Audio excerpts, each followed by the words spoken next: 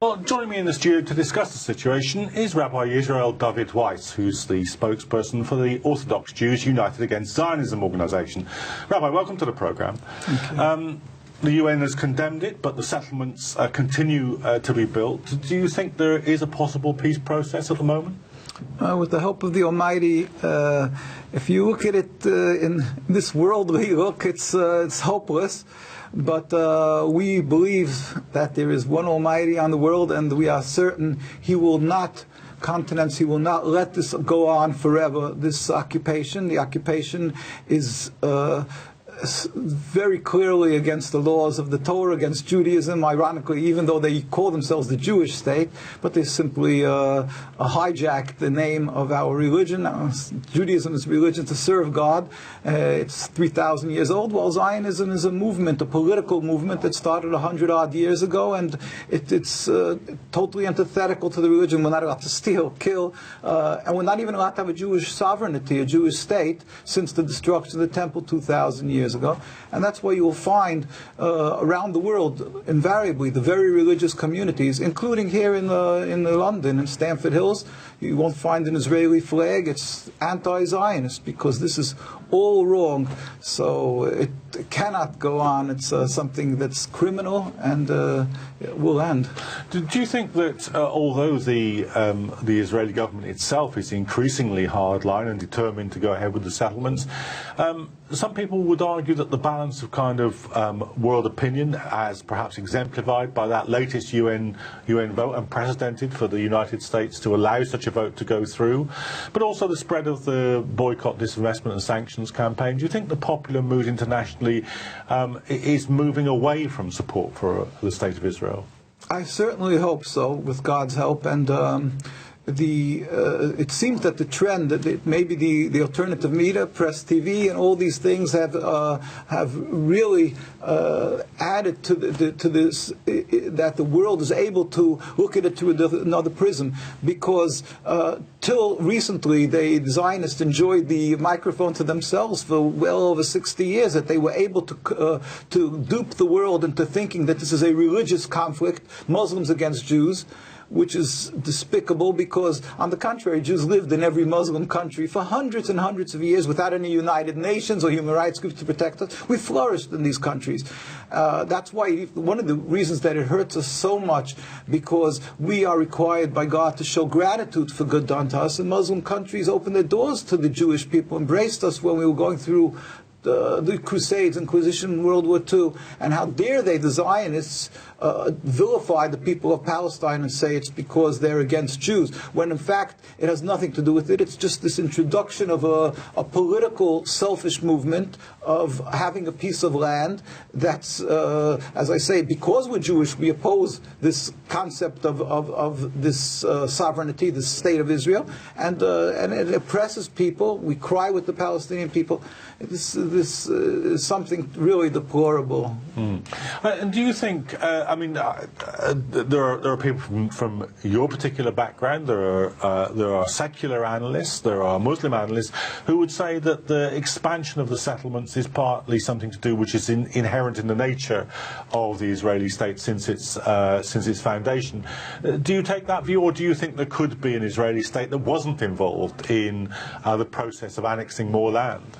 Well, the whole beginning of the state, let's not forget, was annexing a piece of land that was totally not theirs. The majority of people living was the Muslims, and then there was the Christian community, and then the Jewish community. And again, I have to stress that the Jewish community opposed the settlement, the concept of the state. The chief rabbi of Palestine, I bring a lot of times my records with us, it's in the United Nations documents. The chief rabbi of Palestine, you can see the picture we have the picture when they were sitting together with the chief rabbi of Palestine with the Ghost, and this is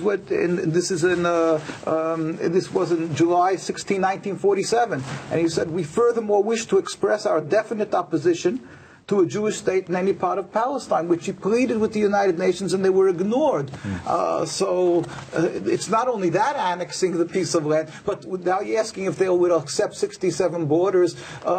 Really, in truth, I can't really penetrate their minds, the different Zionists and the different, some idealists, so what they have. Unfortunately, some of them are brainwashed into believing that it's God's will. They've duped like the religious, believing that it's a religious issue to take land. So who can know? But again, there is, from the religious point of view, of course, we do not accept even 1 centimeter of Jewish sovereignty over any part of that land, and so there's human rights people who, because of human rights, don't want to maybe divide it, searching for a peace. We believe the true peace is with the dismantlement of the state, so we can once again coexist and live in peace.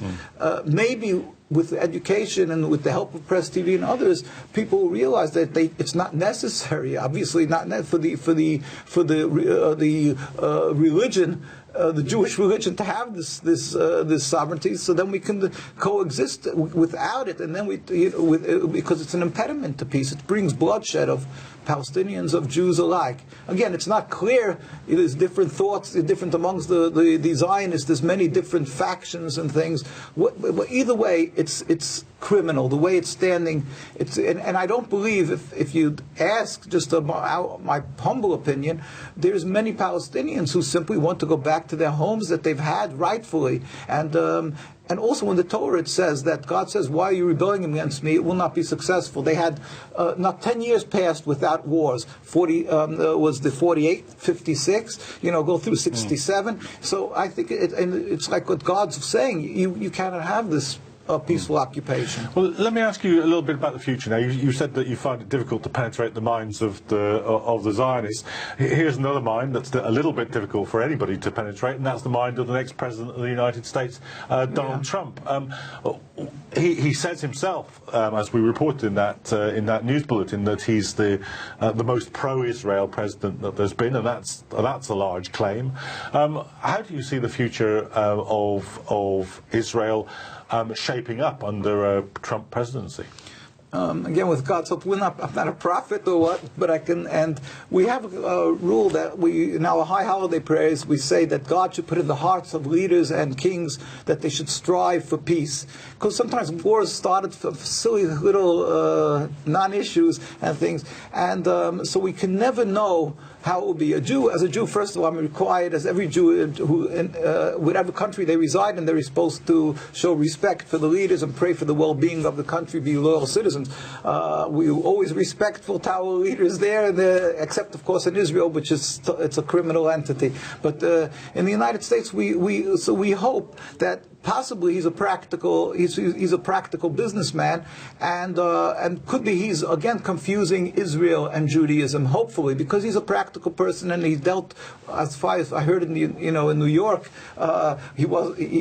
he treated people in this business, and he didn't look at they were Jewish or Muslim or whatever. He did business with everybody who was practical. So hopefully he'll see the practicality, and that it's like a piece of sand in an eye. That is what Zionism is. It was the foreigner that was introduced into the foreign object into the body. The body rejects it. Jews were living together with Muslims. Okay, let's just move on a bit, because there have been some protests recently that I know you want to talk about in Jerusalem. So just talk a little about that. What's been going on? Why have they been taking place? Well, there is a very large Jewish community that is living in Jerusalem. As I've mentioned, there was the Jewish community that resided before the concept of Zionism. So we have, thank God, hundreds of thousands of Jews living both in Jerusalem and around the world, the very religious. And of course, these Jews, being that we're Jewish, we oppose Zionism, and we will never fight for the state of Israel, which is a rebellion against God in every facet, every way.